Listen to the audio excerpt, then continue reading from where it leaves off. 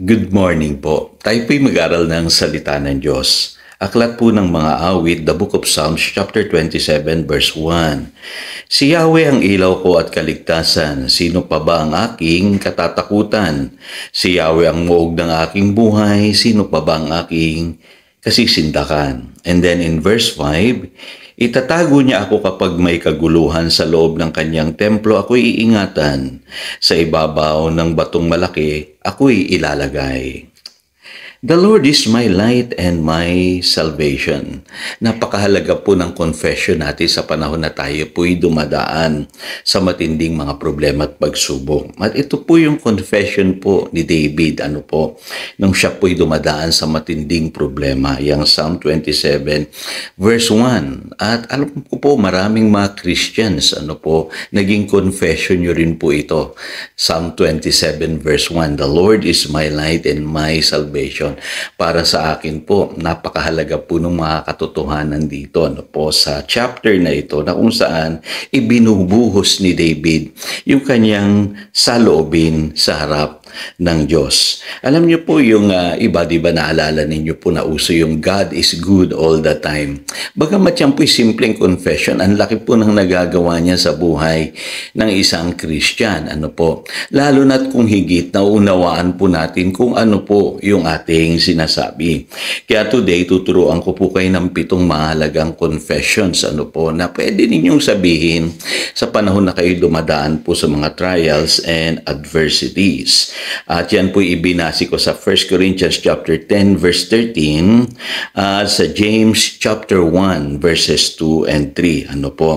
Unang-una po, kailangan po iisipin natin lagi at sasabihin na may strength comes from the Lord.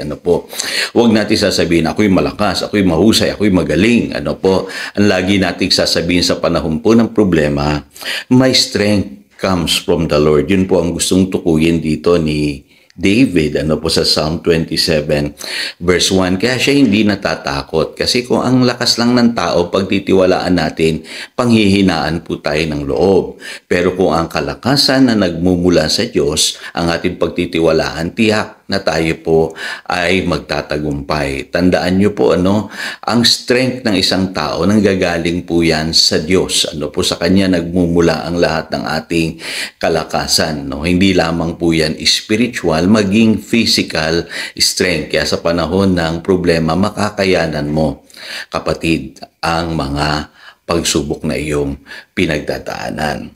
Pangalawa, yung madalas nyo naririnig yung sinasabi na God is in control. Pero idagdag nyo po yung salitang God is faithful. Alam nyo po sa 1 Corinthians chapter 10 verse 13, malinaw po sinasabi sa panahon ng pagsubok, God is faithful to His children. Anak niya tayo, hindi niya tayo pababayaan. Kaya lagi niyong iisipin yun, kahit anong hirap ng sitwasyon na inyong pinagdadaanan, God is faithful to His children. Anak tayo ng Diyos, siya ang ating Ama. Hindi niya tayo pababayaan. Pangatlong confession, ito po na madalas ko naririnig kasi sabi ng iba, hindi ko na kaya. Wala nang pag-asa, hindi na magbabago ang aking sitwasyon. Sa halip po yan ang inyong sabihin nyo, there is a way out.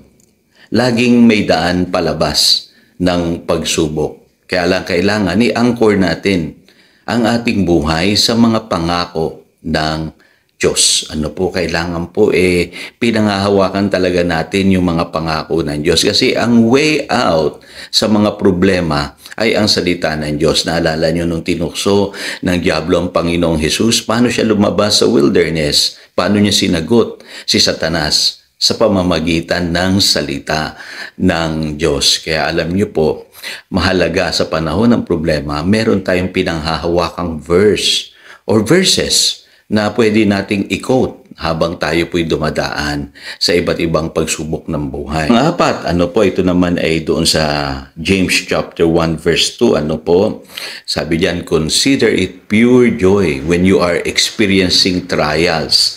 Sasabihin natin, Pastor, para naman yatang kalokohan yun. Magkakaroon ka ba ng joy sa panahon na dumadaan ka sa problema?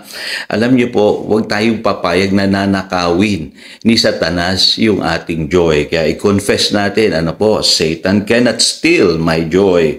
Ibig sabihin, meron tayong inner joy.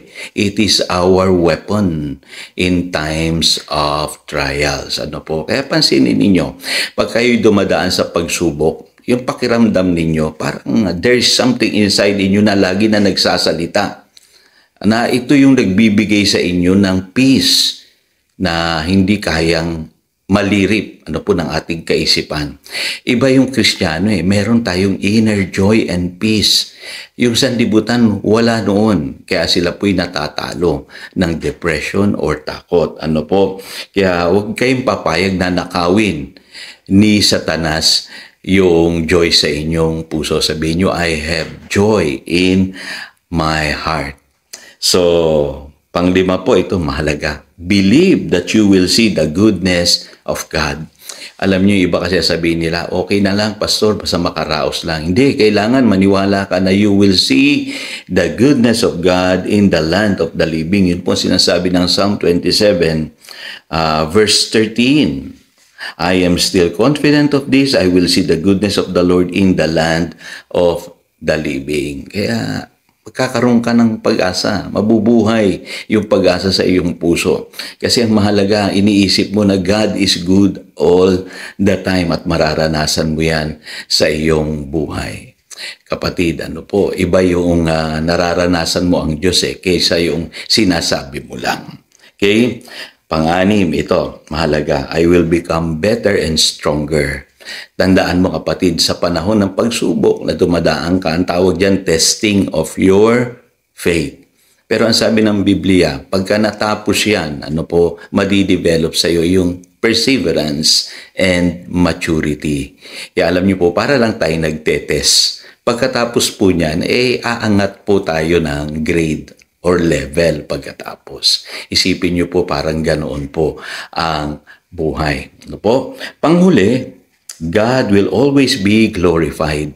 Laging ganun yung lalabas sa ating bibig, regardless of the outcome. Kahit anong mangyari sa lahat ng pagkakataon, siya dapat ang maitaas, madakila sa lahat ng nagaganap sa ating buhay. Kaya alam niyo po, hindi natin masasabi, iba-iba yung nagiging outcome ng buhay ng tao pag dumadaan sa pagsubok. Pero ang alam ko po, ang sabi ng Biblia, be still and know that He is God.